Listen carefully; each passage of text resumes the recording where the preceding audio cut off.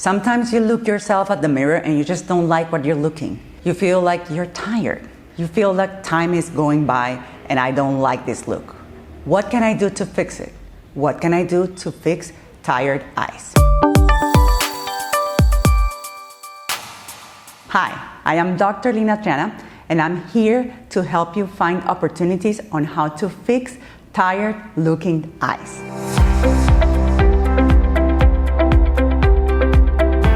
As we age, it impacts how our eyes look. And what do we see? At the beginning, we can start looking like dark spots under our eyes.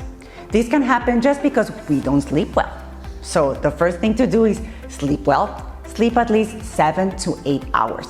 That way, the darkness in the eye can fade away. Of course, if you cry a lot, and if you are always tired, and if you simply don't eat healthy, that will give you more inflammation on your body and that will give you more dark spots under your eyes. But many times we're young and still young people, for example, one of my children and myself can have, even if we're not tired, this dark coloration on the eyes. Why? Because genetically we can inherit an increased number of blood vessels in this area. And that means that will give us with time that dark coloration. So what can we do to fix or to fade that dark color under our eyes? Something very simple, non-surgical. Applying a little bit of hyaluronic acid in this area will make the area enlighten and fade away that dark color.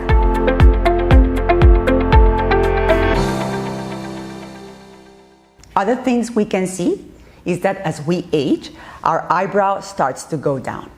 Many times, just genetically, we have puffy upper eyelids. For example, myself, I have a puffy eyelid and a tendency to have a lower eyebrow. That's why, for example, I had myself a correction on a lower eyelid by doing an endoscopic brow lift like 10 years ago. Another thing that we can see in our lower eyelid is eye bags. These eye bags can be formed because we just cry too much, or we just don't sleep well, again, or just because we have a lot of inflammation in our body. Again, healthy lifestyle is key. So if we have eye bags and they are little, we can camouflage them with hyaluronic acid. That's the way I try to camouflage mine. But of course, each time they're getting bigger and bigger. So there will be the time where I will have to do a blepharoplasty, a lower blepharoplasty, to take away the fat bags. Sometimes because of genetics, we have a weakness in a tissue that helps us maintain the fat under the eye. What does this mean? Usually in the face, we have a bone that sustains our eyeball. But the eyeball cannot be directly on the bone, so it has to have a cushion. That is, God made a fat cushion between the eyeball and the bone. But to prevent that fat from getting out of that space, there is a little tissue, and that tissue can genetically be weak. And that weakness makes that fat herniate through the tissue, giving us the eye bags. So these eye bags can be taken away through a blepharoplasty. There will be no visible incision because the incision is inside the eye. And it's a pretty easy procedure with local anesthesia, less than an hour. So again, we go from the lower eyelid, dark color that we can help with hyaluronic acid, small eye bags that we can help or camouflage with hyaluronic acid, big eye bags that we get rid through a blepharoplasty. Looking further at the eye expression, we can start seeing that the eyebrow can start to go down. This can be secondary to genetics because we can have a puffy eyelid, like what I have. I do have a puffy eyelid. That's why I ended up with an endoscopic brow lift more or less 10 years ago, because I started looking at myself and seeing that my eyebrow was lower, and that made me look tired.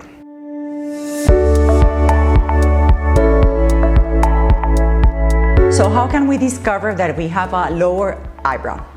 I invite you to touch yourself at the superior orbital rim and feel if your eyebrow is above it. If your eyebrow is above it, you are okay.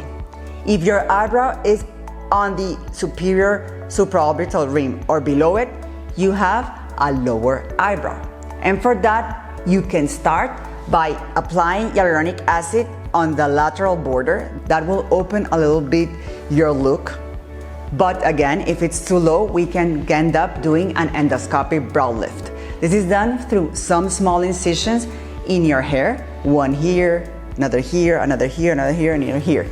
5 incisions that are totally concealed by your hair so that you can pull up your eyebrow and open your look like I did more or less 10 years ago. But again, because time keeps going on, you can end up with excess skin on your upper eyebrow. How do you know that you have excess skin on your upper eyebrow?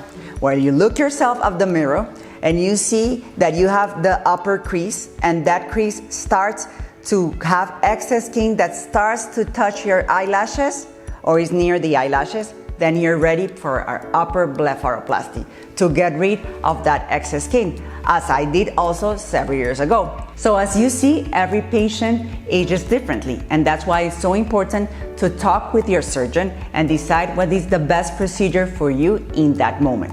For example, I started with a little bit of hyaluronic acid to camouflage the dark color, then a little bit more to camouflage my eye bags on the lower eyelid, then an endoscopic brow lift to replace my upper position of my eyebrow, and then when I had extra skin on my upper eyelid, I did the upper blepharoplasty.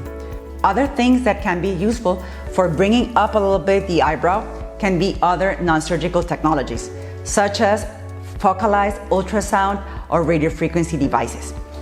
And of course, a little bit of Botox can also help us put our eyebrow a little bit up. And there's one important thing, the festoons. What is a festoon? A festoon is like a little bag that we see that is not in the eyelid area, it's a little bit under, on the upper lateral part of the cheek. That area called the festoon, that is this puffy area on the upper lateral area of the cheek, it looks like a triangle in this area, is there because there is an excess amount of water. Many people think that it's just fat, and they say, oh, just go ahead and suck that fat out. It doesn't work that way. How can you see if you are prone to having a festoon? Look at your family. Look at your grandma, your parents, your aunt. If they have this puffy area here, that means that genetically you are more prone to have a festoon. And guess what? It will not get away with a blepharoplasty, not even with a facelift. It's very difficult to get rid of it. How can I prevent it? With something as simple as a lymphatic drainage that you can do every day yourself. Just some little touches on your cheek area from the mid area to the lateral area will help that water get away so that it doesn't accumulate years after years, forming the puffy appearance. Machines such as the radiofrequency devices and focalized ultrasound can also help in draining that extra liquid in the festoon. But again, the best thing will be to prevent it yourself by doing every day your lymphatic drainage. All of these procedures can be done alone or together. For example, you can do an upper and lower blepharoplasty plus an endoscopic brow lift in one procedure. Or you can do Botox and hyaluronic acid in one procedure. Or you can do even the 4 of them. Upper blepharoplasty, lower blepharoplasty, endoscopic brow lift, and Botox. And why not also add a little bit of hyaluronic acid on the dark color of your lower eyelid.